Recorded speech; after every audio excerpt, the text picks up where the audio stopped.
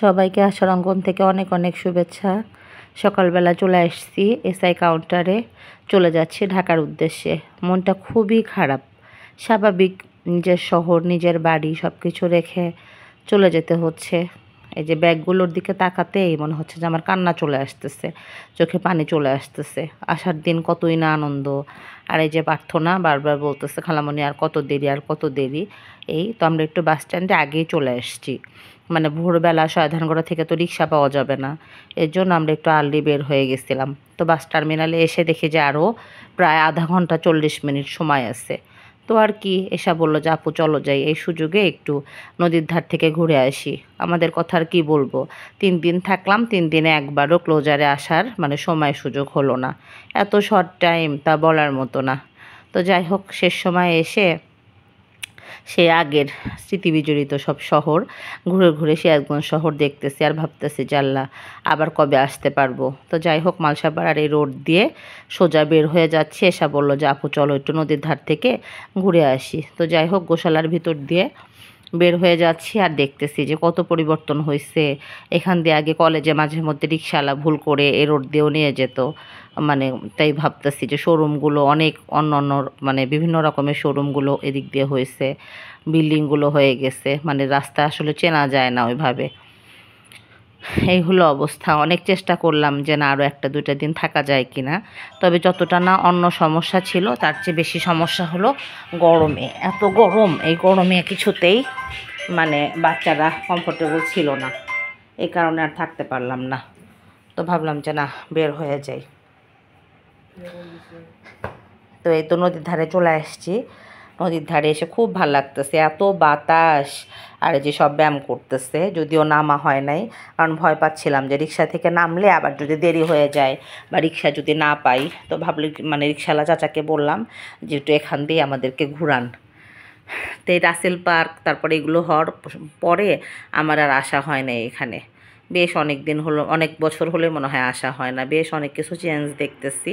আর সকালবেলার বাতাসটায় যে সব এক্সারসাইজ করতেছে এদিক দিয়ে দেখা যাচ্ছে, বাতাসটা এত মানে ঠান্ডা ছিল, মানে খুব ভালো লাগতেছিল। মনে হচ্ছিল যে আল্লাহ 3-4 দিন থাকলাম, কেন আগে আসলাম না।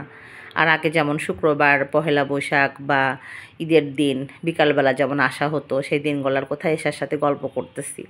আর এই যে আমরা 2 বোন আর প্রার্থনা রিক্সায় বসে এই সময়টা উপভোগ করার চেষ্টা করতেছি। যদিও মিশনকে আসতে বললাম, কিন্তু ব্যাগের কাছে তো আবার কেউ নাই, এর জন্য আবার ওকে রেখে আসলাম।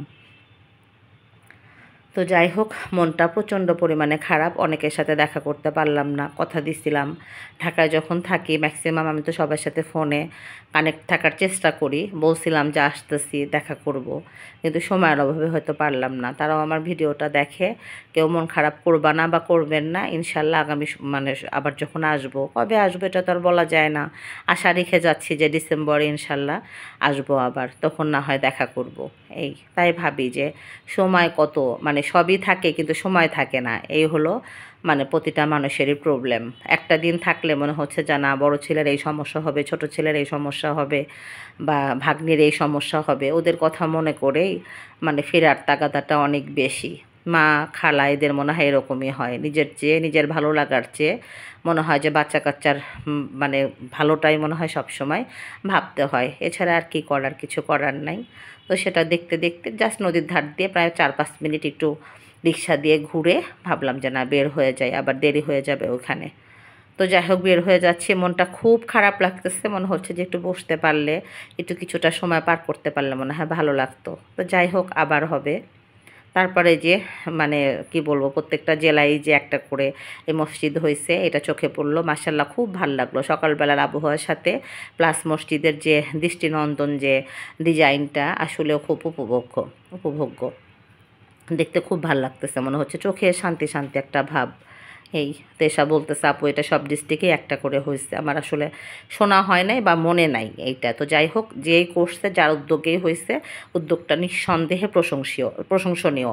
কারণ আমরা তো সবসময় সমালোচনা করতেই জানি, প্রশংসা তো আর করতে জানি না।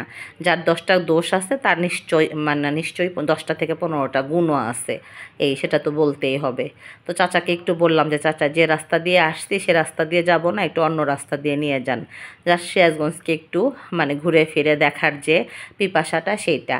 তো সেটাই আবার চাচা বলল যে আচ্ছা ঠিক আছে, পরে অন্য একটা রাস্তা দিয়ে জাস্ট নদীর ধারের পিছনের দিয়ে দিকে যে রাস্তাটা, এটাকে আমলাপাড়া বলে কিনা আমি জানি না, ওই রাস্তাটা দিয়ে বের হয়ে যাচ্ছি। আর এশাকে বিভিন্ন রকমের গল্প বলতেছি যে এটা আমি চিনি, ওইটা আমি চিনি। ও আবার বলতেছে আপু কালকে ও আসছিল একবার নদীর ধারেতে, সেটা বলতেছে যে আপু আমি আসছিলাম। এই তো আমাদের সকালবেলা রাস্তাঘাট দেখে বোঝা যাচ্ছে ভোরবেলা ভিড় খুবই কম, খুবই কম। স্কুলে মিলের স্কুলে আবার যাওয়ার কথা ছিল, একবার গেছিলাম সন্ধ্যার পরে, দিনের বেলা যাওয়ার কথা ছিল, সেটাও আর যেতে পারলাম না। বেশ 2-3টা জায়গায় শিডিউল ছিল, কিন্তু সময়ের অভাবে আর ওয়েদারের কারণে মানে করে উঠতে পারলাম না। তো যাই হোক, নেক্সট ডিসেম্বরে যদি আসি তখন না হয় সেগুলো আবার ফুলফিল করব ইনশাল্লাহ। সেই সাথে বাস স্ট্যান্ডে আমার ফুপা এসছে, সে আবার আমাদেরকে উঠায় দেওয়ার জন্য আসছে। এর জন্য আর বেশি দেরি করতে পারলাম না, তড়িঘড়ি করে আবার ব্যাক করে আসলাম আমার সিরাজগঞ্জ শহর ঘুরে। অনেক অনেক ভালোবাসা, অনেক অনেক স্মৃতি, এটা হয়তো সব সময় আছে, থাকবে এবং ছিল। এই শহরে জন্ম, এই শহরেই বড়, এই শহরেই পড়াশোনা। এই এখন হয়তো সংসারের প্রয়োজনে সন্তানদের তাগিদে দূরে থাকতে হয়, কিন্তু মানে ফেরার তাগাদাটা সব সময় এখানে থাকে। আমার মতো যারা সিরাজগঞ্জের মানুষ, সিরাজগঞ্জের মেয়ে, বিয়ে শাদির কারণে আমরা যারা বাইরে থাকি, মনটা তাদের সব সময় এখানে পড়ে থাকে। এই তো সামনে বাম দিকে মালসাপাড়া অবস্থান, এখান দিয়ে এই রাস্তাটা দিয়ে মনে হচ্ছে যে রাস্তাগুলো কত বড় হয়ে গেছে, কত সুন্দর হয়ে গেছে। এই কবরস্থানে আমার নানা নানি মামাদের কবর সব, অর্থাৎ মার বাড়ির মানুষদের পারিবারিক কবরস্থান। এটা আমার ভাগ্নিকে সেটা দেখাইলাম যে দেখো এই কবরস্থান কিন্তু তোমার নানির বাড়ির মানুষরা এখানে অনেকেই শুয়ে আছে। তো যাই হোক, একটু স্মৃতি বিজড়িতও হয়ে গেলাম। আর সেই সাথে জুয়েল অক্সফোর্ড স্কুলের সামনে দিয়ে চলে যাচ্ছি হলো বাস স্ট্যান্ডে।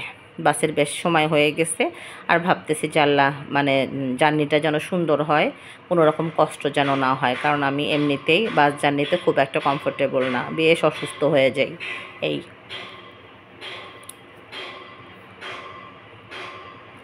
তো এই যে চলে আসছি বাসে, ছেলেকে নিয়ে উঠে পড়ছি অলরেডি, মনে হয় এখন বাস ছেড়েও দিবে। ওই যে পাশে প্রার্থনা আর এশা আছে। তো এই তো ভাবতেছি যে যাই, মানে আল্লাহর নাম নিয়ে যাত্রাটা না হয় শুরু করে দেই। আমার ফুপা আমাকে মানে জাস্ট সিয়াপ করতে আসছিল, ফুপা চলে গেল। এই আসলে আপনজনরা এরকমই হয়, চলে যাব দেখে সেই ভোরবেলা 5:30টায় বাস টার্মিনালে চলে আসছে। এই তো এই মানুষগুলোকে আল্লাহ হায়াত দারাজ করুক, ভালো থাকুক সব সময়। সেই সাথে সিরাজগঞ্জ থেকে বাদ ছেড়ে দিছে, বাদ ছেড়ে দিলে মনের মধ্যে খুব মানে কি যেন একটা কষ্ট হয়, সেটা আসলে বলার মতো না, মানে ভাষায় প্রকাশ করার মতো না। সেই কষ্টটা নিয়েই রওনা দিয়ে দিলাম। আর কি বলবো, বাই বাই সিরাজগঞ্জ বলা ছাড়া আর কিছু বলার নাই। আর এই যে যমুনা সেতুতে উঠে পড়ছি, এখন তো মনে হচ্ছে যে না সিরাজগঞ্জ শহর যে সত্যি সত্যি মানে ছেড়ে যাচ্ছি, এটা যখন যমুনা সেতু পার হয়ে যায় তখন মনে পড়ে। তবে আজ এই পর্যন্তই, সবাই ভালো থাকবেন, আল্লাহ হাফেজ।